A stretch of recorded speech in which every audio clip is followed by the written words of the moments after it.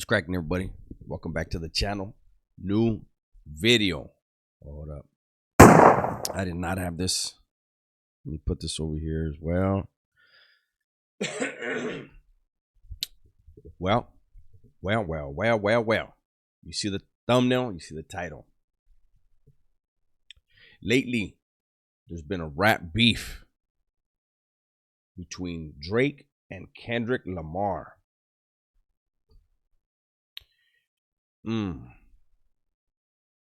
So, these rap beefs, they can be good for sales. You could keep it at friendly competition, right? But where things have gone, how things have devolved as far as what is being brought up now, this is more than just rap. This is trying to destroy people's livelihoods, their careers.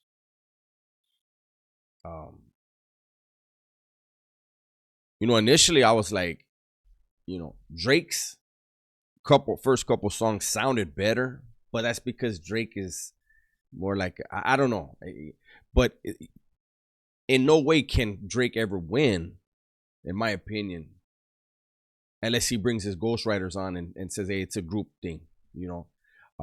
I rapped it, but these dudes wrote it. And then it's like, so then Kendrick, everybody knows Kendrick is going against 3 or 4 dudes, 2 or 3, 4, however many people it is that are writing Drake stuff, because Daylight has said that he's written for him, written a lot of his stuff. I don't know what's true or what's not as far as his ghostwriting, but it's been out there for a long time that he has ghostwriters. Drake grew up from the outside looking in as a good kid. Drake was on a TV show. I don't remember the name of it. I guess he was a kid in a wheelchair. And so it's always tripped me out that, hip hop is supposed to be the like the newspaper of the hood. That's how it started, right?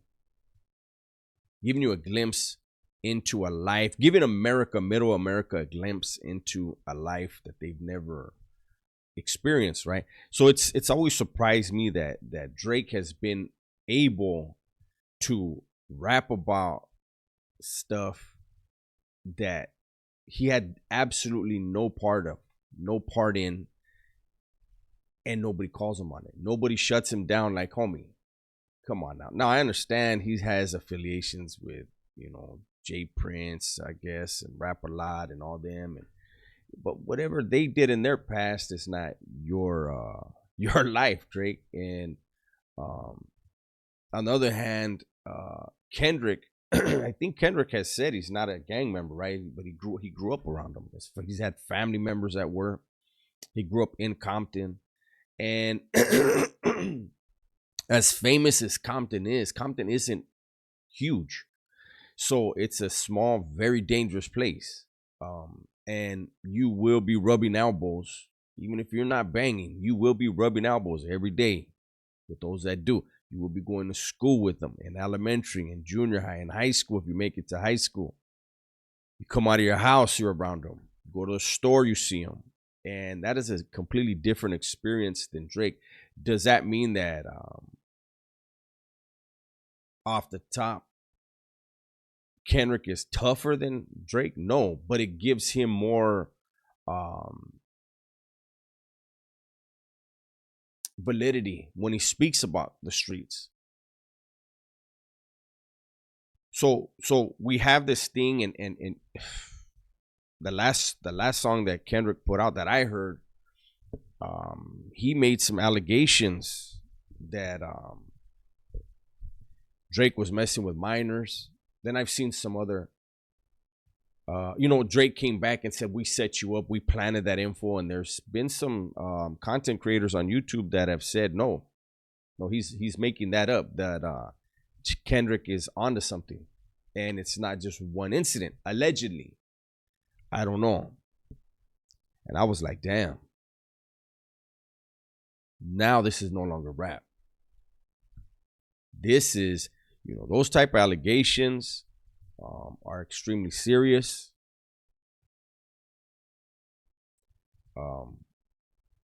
And now it just came out this morning that someone was shot, apparently right outside of Drake's mansion. Was not Drake, wasn't Drake. And I wouldn't even try to say that it had anything to do with anyone Kendrick Lamar knew. But what people need to understand is that, when Eminem put out that song Stan, that's real shit. When we look at John Lennon, those of you that are old enough to remember John Lennon, he was killed by a fan. People, there are a lot of people, especially nowadays, when you have the economy as bad as it is, the job market getting bad, like everything getting bad, people's mental health some people's mental health will deteriorate, and they can't, the line of reality and fantasy is blurred, and what they create in their own mind is the reality. And I'm not saying that's what happened here. It could have, I would believe it's going to come out sooner or later what happened. Maybe in the next couple of days or even a couple of hours, we'll have more details. But the fact is this: somebody got shot on Drake's front door. Not right at his front door, but at his front gate. And if this does turn out to be something fan related, it goes back to, like, look at J. Cole was smart enough. He made one reaction and then said, you know what, I'm going to back up. You win. Because he didn't want that energy around him. And I think he took a page out of Tupac's book. The people that were around Tupac before he died have since said, he rapped about death. Death was always on his mind. He was keeping that energy around him. And, these two dudes with them, it's cool. Like I said, if they would have been just rapping Drake without any ghostwriters, you need to rap without ghostwriters. If you're going to go at people and say you're the GOAT, you're the best, you can't have ghostwriters. But if it would have just been rap, who could put out the better song that pushes the most units, obviously that would have been Drake. Drake's female fan base they'll buy anything. So, but once it gets personal, once allegations get thrown out, and I'm not saying, look at, if those allegations against Drake are true, they needed to be out there. Will it hurt him? I doubt it. We look at Adam 16 and there's allegations like that against him, and you see him, people flock to his platform still. And you can just Google some certain stuff and it'll pop up and be like, why are people still going to that platform? But when it comes, and again, those are allegations. Nothing's been confirmed that I'm aware of. But Adam himself has kind of like said some stuff that kind of confirms certain things, allegedly. Gotta keep saying allegedly. And so that's the unfortunate thing. If what Drake is accused of in Kendrick Lamar's song, I don't even see it hurting him. People say, oh, he lost the war because of that, or the rap battle because of that. But when you have people getting shot now in a battle with a dude from Canada, is Canada even known for gun violence? I don't think they are, right? I think the United States is the only one really with, like, don't get me wrong, there's third world countries where, and a lot of them get their guns from the United States. Damn shame. But what does this do to this rap battle? Does it end it? Does it add fuel to the fire? Is it going to get worse? Is someone else going to get shot? There's no way this turns into what we had with Bad Boy and Death Row. That's a fact. That beef had rival gangs from California backing those two labels. You had some serious incidents occur. This is two dudes rapping. Neither one of them are gang members. One of them is a complete Drake. Drake is a complete creation of the industry, of a label. I think that maybe before this gets too far out of hand, the people that created, allowed him to think in his mind that he could just conduct himself as if he was a part of a world he was never a part of. Maybe they need to second guess that and say, you know what, get back to making club bangers. You know, get back to making that music that gets women shaking them asses.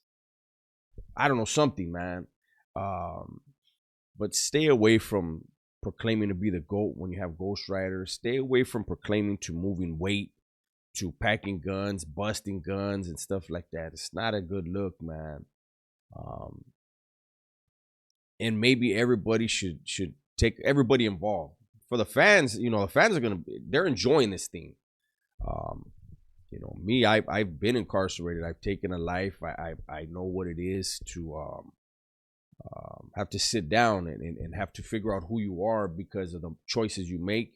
And you guys as rappers have the opportunity to, I mean, you already made it. Drake is a multi-millionaire. Why are you dabbling in this bullshit? But anyways, maybe everybody involved, not the fans, but the fans, why not? You can too. But the people around Drake, maybe you guys should listen to that J. Cole song, When He Stepped Back. I don't even remember if it was a song now that I think about it.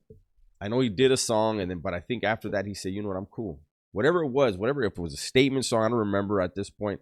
Whatever it was, when J. Cole said, I don't want that energy. That's not me. I don't want to go back to being that type of dude and thinking that way. Maybe some people around Drake should get Drake to listen to that. Drake's going to do whatever he's told, obviously. Hopefully his ghostwriters will write something fun for him. Let this thing die down where it is. And those around Drake, those guys that are really street cats, be wary.